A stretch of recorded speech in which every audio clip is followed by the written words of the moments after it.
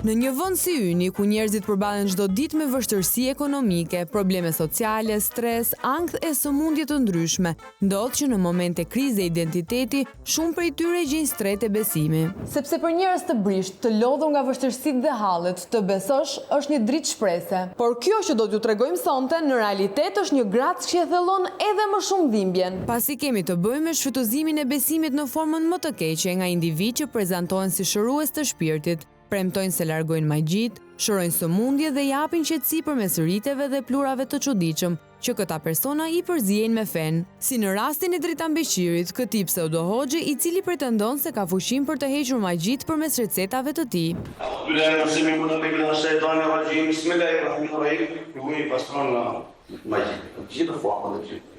Që në fakt janë pseudo-formula të krijuara me pluhur sidri, vaj ulliri dhe fjalë të ëmbla që bindin personat e dëshpëruar se shpëtimi është në duart e këtij individi. Por çfarë fshihet pas këtyre riteve? Si operon bamirës ynë? Për ta kuptuar më mirë, udhëtojmë drejt Lushnjës për të parë nga afër këtë mrekulli bërës.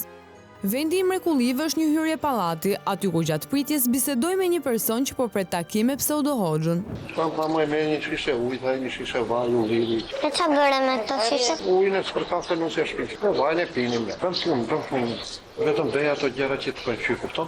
Unë kam besim. Unë kam gruan s'ka besim. Dëgjoj gruan më mirë. Pas kësaj bisede të shkurtër ka ardhur momenti i bashkëpunëtores tonë për t'u takuar me bamirësin, i cili në raste të tilla kur përballë ka vajza të reja, tregohet korrekt, duke futur gjithmonë në dhomë një person të tretë, që në këtë rast është ndihmësi i tij, i cili në realitet është roja i parkingut përballë pallatit. Nuk besoj se vjen zonë. Ky është sekondisht fare. Ja rregulla që do të jemi. Dhe pasi ndoqëm rregullat, futemi direkt në temë. Kam njohur djeme, kam qenë 2 herë, pothuajse gati duke u fejuar dhe nuk e di. Nuk e njoh se e dhimbje kokë. Dhimbje kokë ndonjëherë. Mbajtë të ndonjë, në 2 minutash. Ne shqetësim anë, i gjokës, nuk si.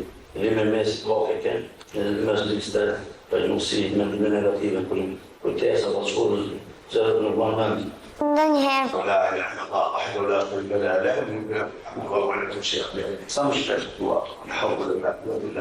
Çfarë mund të mendojë një besimtar kur dëgjon që suret këndohen me të tilla rituale nga persona që nuk kanë as pak lidhje me besimin? Mënyra e trajtimit të Kuranit dhe mënyra e një pjesë nga Kurani fisnik familjar, ishte jashtë çdo lloj komunikimi me personin, komunikimi publik dhe jashtë çdo lloj etike, qoftë fetare, por edhe etike njerëzore. Pra mënyra se si pretendon ai apo lloji i këtij që për fatin e keq nuk janë të pakt, nuk do të them hoxhallar, kurse si. Absolutisht, gabimi i madh kjo është. Këta janë të aftë të manipulojnë cilin do person apo persone i cili mund të ketë shqetësime të kësaj natyre.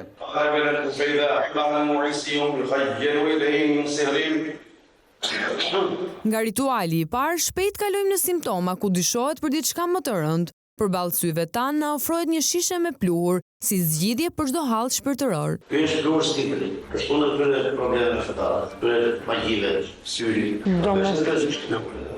Familjarisht. Edhe do të marrë frikë edhe primata.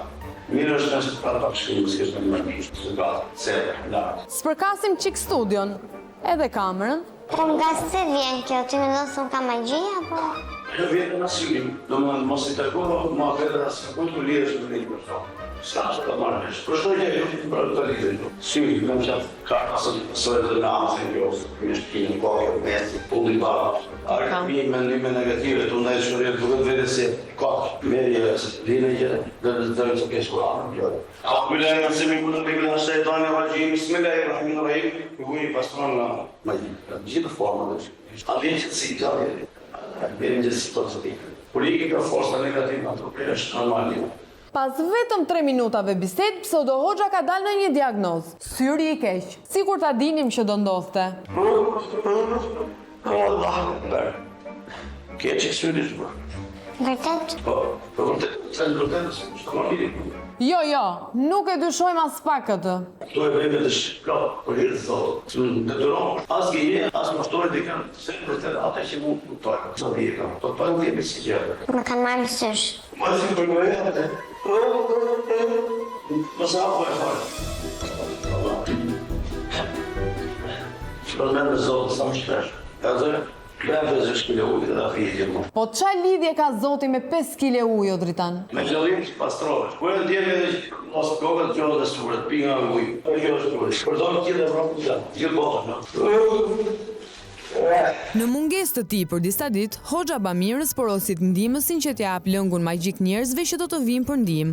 Dhe si ku do të gati ta. Do të lëre se shitoj më kur vjen e javë që jetë. Do të vojë të vaj. Të vaj mund të shoqë të ndaj pikë të vaj. Aty të tjera. A kanë efekt to nëse jep dikush tjetër veç të apo? Të gjithë familjen e pirë, një mund të hash. Në moment që e pjeri me një kopit, largohet. Në moment që të familje largohet. Po mirë, një gjë nuk e kam të qartë. Këto gjindet kur i përzën nga shtëpia, a mos shkojnë te një shtëpi tjetër? Se kështu i bie qarkullim gjindesh. Ku ngelet bamirësia pastaj? Ndërkohë, shpëtimtari nuk mjaftohet vetëm me hallin ton. Ai nis të tregojë edhe histori të njerëzve të tjerë që kanë kërkuar ndihmën e tij, duke zbuluar probleme familjare apo sekrete të jetës së tyre private. Vetëm pak momente pas largimit, ai nuk vonon të cënojë privatësinë dhe dinjitetin e atyre që e kanë besuar. Unë kësaj kishte gjitha. Kjo vajzë kjo është janë. Ka vajzë më. Ka një problem në hap. Punojmë në konsultant. Është në shejtan. Në fakt, këtu ka të drejtë. Me gjitha ato para që i vjedhin pleqve italian, vetëm shejtan mund t'i quash. Por këto janë histori të tjera, një lloj si historia e dytë që do të nis tani.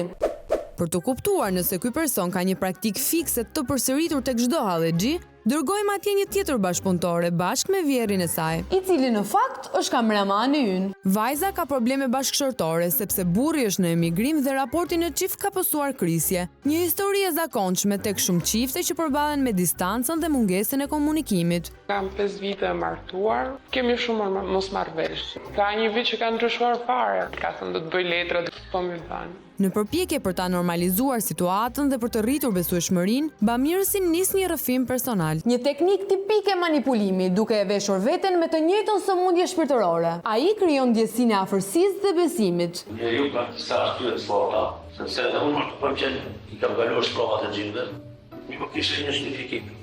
Ka një arsye të fortë. Dhe ky në këtë rast sa arsye ka? Se 5 vjet nuk mos i gjatë 5 vjet.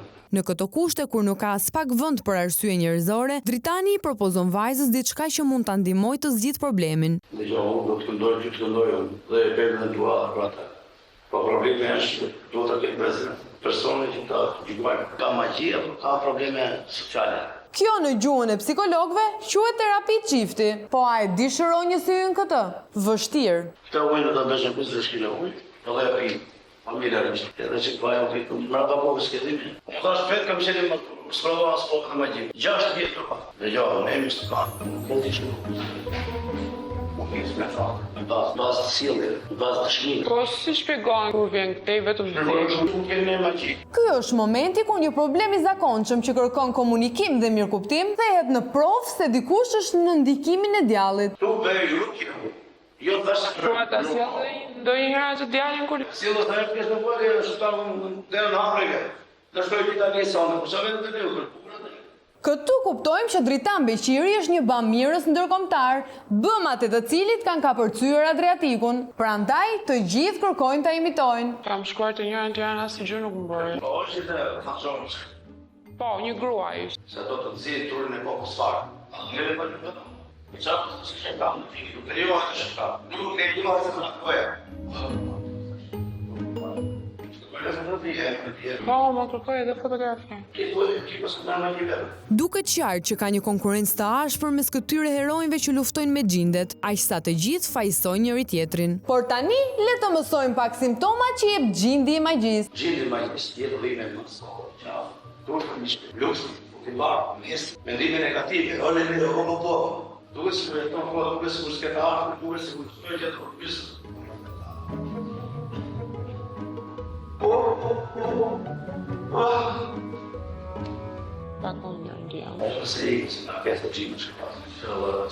Kjo i mjafton pseudo-hoxhës për të thënë me bindje se vajza është e pushtuar nga gjindet dhe me rrugët që ai po bën, tenton ta bindë se gjithçka po ndryshon. Pavarësisht se bashkëpunëtorja jon ka hyrë aty plot shëndet, pa asnjë shqetësim apo mërzi. Ti je në efekt në konflikt. I me rrëzë, edhe ke këto simptoma. Kur hyn mbrëmja ti ke shtunim gjoks. Dhimi mas kokë këto të forta. Këtu ta marrë të qatë shpina. Vjen i rrëzbes. Shpinë edhe gjoks. Të ikën truri fare. Së dhe ju në kështë rrugimit. Unë bëj qener, bëj kuaj me qizme meksikan, bëj breshka dhe zhaba në qi. Unë ka provë rrëtë ato. Përdej edhe këtë shkruja shumë që të vinë në negativë, ore le. Po jetoj kohë, po këtë ta. Ka edhe njerës psikopati këto, që kejtë të një mua në rusë një vetë.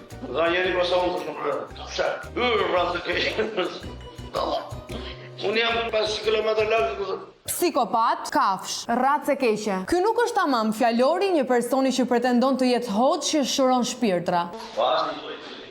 Fakti që nuk ka një tarif për shërbimet që bën nuk do të thotë se nuk përfiton, por përtej diskutimit financiar, problemi i madh me këtë individ është shpresa e rrem që u jep personave me probleme të shëndetit mendor, të cilët në tentativë për heqjen e gjindëve humbin kohë me një person të tillë dhe nuk ndjekin kurat të rekomanduara nga mjekët specialist. Këta janë manipuluesit e radhës dhe të kohës. Është e gjitha afetare. Dhe ky është problemi më i madh që shkakton ky sharlatan tek njerëzit. Zoti Biçeri, përshëndetje. Avi Mema, gazetar nga Misioni Pirania. Ju thoni njerëzve se janë të pushtuar nga magjit, por mbi çbaz fetare apo mjekësore arrini në këtë konkluzion. Atëherë dietarët islam kanë dhënë konkluzione se një person i cili është ndikur nga magjit ka disa simptoma. Ankthje në gjokë, shëndim me kokë, nervozizëm, pagjumësi. Dritani flet për dietarët një lloj si dikush te klubi lagjes të flet në emër të mjekëve dhe të thotë se çfarë kure duhet të ndjekësh. Ku arrini ti kuptoni këto simptomat e njerëzit? Sepse shprehen vetë personat. Si shprehen personat? Unë i pyes çfarë problemi keni dhe ata thonë kemi këto. Do me thënë ju pas një analizë, pas një kontroll, arrini konkluzionin që këto njerëz janë të pushtuar nga magjit vetëm nga simptomat e tyre. Po, normal. Vajzës i keni thënë se është e pushtuar nga magjit. Jo, si kam thënë vajzë. Ti je në efekt në konflikt. Çfarë janë këto simptoma që ju përmendin njerëzve? A nuk janë probleme shëndetësore? Ato janë disa simptoma që shkaktohen nga magjit. Magjia përmendet në Kur'an. Dhimbja e kokës shkaktohet nga magjia? Po, sigurisht. Ju jeni mjek, jeni psikolog, çfarë jeni që arrini në këto konkluzione dhe t'ju thoni njerëzve që janë të pushtuar nga magjit vetëm nga simptomat që kanë? I pyesni më parë këto njerëz, a kanë ndonjë shqetësim? I pyes. Ato mund të kenë probleme tjera sociale. Çfarë probleme? Sepse unë nga marrë në psikologji normalisht që i flasë për aspekte psikologjike. Nëse është për doktor, për mjek, atëherë kam këshilluar te mjeku. Këtu ndeshemi me një fenomen ku feja dhe shkenca hynë në një paketë bamirësie me rezultate të shkëlqyera. Prandaj edhe fama e dritanit ka shkuar deri në Itali. Ne jemi besimtar, unë jam musliman dhe mundohem t'ja lehtësoj hallin tjetër. Zoti Beshiri është besimtar, është musliman, këtë nuk duam ta vëmë në dyshim. Por në të tilla raste, a mos duhet një shkollim i specializuar dhe një autorizim nga komuniteti të cilit pretendon se i përket? Këtë na e sqaron më së miri kjo shkresë e komunitetit musliman shqiptar, sipas së cilës zoti Dritan Beshiri nuk është pjesë e stafit të këtij komuniteti, nuk ka qenë dhe nuk është i regjistruar apo i njohur nga institucioni i tyre si hoxha apo imam. Ata shprehen se nuk disponojnë informacion mbi shkollimin e tij fetar, pasi ai nuk është pjesë organikës së KMSH. Ai nuk ka autorizim nga KMSH për të kryer rituale fetare nëpër xhami, si dhe nuk ka licencë të lëshuar nga ky institucion për ushtrimin e shërbimeve fetare. E kupton që ju mund t'i dëmtoni këto njerëz sepse këtu mund vi njerëz vërtet me probleme shëndetësore. Edhe i kam atestuar te doktor, nuk besoj se ka ndonjë shkelje të kushtetues ose në mashtrim që bëj bej. Se përderisa unë nuk të kërkoj lek, nuk më ndin fare për të. Qëllimi nuk është tek lekët, është tek fakti që ju po i dëmtoni psikologjikisht, emocionalisht dhe nga ana shëndetësore këto njerëz. Një doktor vetëm nga simptomat nuk mund t'i thotë një personi ke këtë sëmundje, por kryen analiza, kryen ekzaminimet e duhura. Ju çfarë ekzaminime shkryeni për të leximi pjesë Kurani? Nuk më intereson fare. Interesi im është për hapim islamin. Mi dhe ç'është njerëzit? Shërimi si vjen nëpërmjet leximit kuranor, kështu shërohet njeriu. Nëse është probleme shëndetësore, le drejtohet mjekut. Por as simptom pse nuk e keni drejtuar tek një mjek me shqetësimet që ka patur? Po s'm ka thënë gjë pra. Ti ke magjike gjindën. Në qoftë se ti ke këto simptoma ti vetë ke paur, ti më the. Ti ke gjindën, nuk më komandet doktor. Unë e kuptoj shumë mirë qëllimin ju gazetarëve. Kush është qëllimi jon? Qëllimi ju është me diskredituar njerëz. Kjo është e vërtetë. Qëllimi ynë është të diskreditojmë çdo që përfiton nga dobësia e personave në nevojë. Dhe ky pseudo bamirës është një prej tyre. Si është e mundur që nuk e keni pyetur avuan nga ndonjë sëmundje? Ndoshta ka qenë nëzitimi im ose... Mendoj që kjo është pyetja kryesore që duhet i bëni kujdo që vjen në derën tuaj. Sigurisht që ja bëj, i pyes për Zotin, për ditë i pyes. Njerëz gjallë gabim është. E pra, gabim është. Këtë po mundohemi të shpjegojmë edhe ne. Duhet jeni shumë të kujdesshëm në mënyrën si trajtoni njerëzit. Shumë i kujdesshëm jam, sepse mbi gjitha kur vihet në lojë fati shëndeti tyre. Jo, përderisa unë i kam punë në rregull me Zotin, nuk më ndjen fare. Do të thotë që s'ti intereson shëndeti njerëzve, mjafton të jeni mirë me Zotin. Sigurisht për t'i bërë mirë i bëj njerëzit.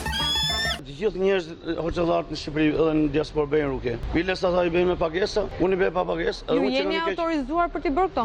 Unë kam mbaruar studime. Çfarë studimesh keni mbaruar? Islame. Ku e keni mbaruar studimet? Kam mbaruar këtu në Shqipëri, kam mbaruar me arab. Në cilën shkollë?